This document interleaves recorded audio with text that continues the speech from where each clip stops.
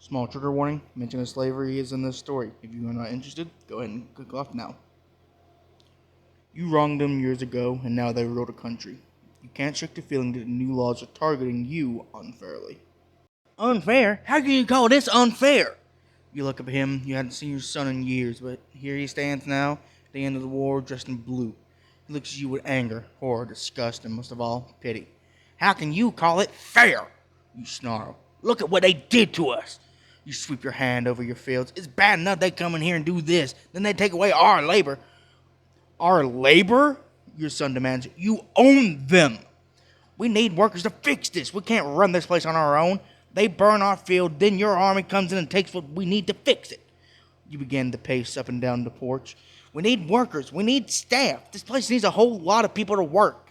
Scowl at him. If you hadn't gone off fighting with them, none of this would have happened. Father, we have money. I have money. We'll survive, but you can't say it's unfair. Don't talk back to me. I've been gone for 5 years, Father. I can say what I damn well please. He was always such a sweet boy. That was his flaw. So sweet and not enough sour. But here he is, standing in the uniform of the enemy and spitting oaths he would never have uttered so long ago. Yet his eyes, somewhere in there, held a spark at the boy. It's not unfair, it's the opposite. They stole our property. They freed Americans, he roared. They aren't property, they're people. Can't you see that? I had nothing to do with that. I was simply doing what I could. This is the way our forefathers did it. I am not responsible. You hated them because of the color of their skin. You kept them under because of that. Your eyes narrow. I did not. They're simply inferior. He throws his kepi hat at the wall. Enough! Your son barks. They are not.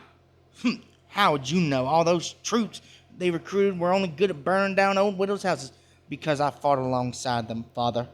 He growls. He stalks forward and shows the blue bars on his shoulders. You see that? I was a lieutenant in the U.S. 94th Regiment Infantry. I fought with black men, Father. And there were damn good number of them who should have been officers instead of me. They fought and bled like any other American, and they were better men than me. We fought for freedom. We? You stuttered. Johnny fought to end freedom, and in the end, he died for nothing. The mention of your other son's name sends you reeling back in shock. Your only remaining son glares at you. I don't know why I came back here. Billy, you plead. He retrieves his hat, tips it to you, and begins to walk up the road. Billy! He stops and turns around. If you think it's unfair, Father, I have nothing else to say to you.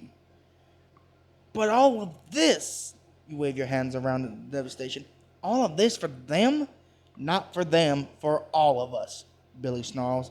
I fought for the United States. I didn't fight for slavery, and if you think it's unfair, maybe it's punishment for what you did.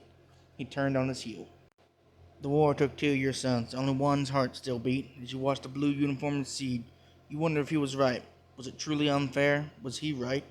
Was this penance for what you had done all these years? Something deep inside you tried to persuade you, and you tried to bury it. Maybe he was right.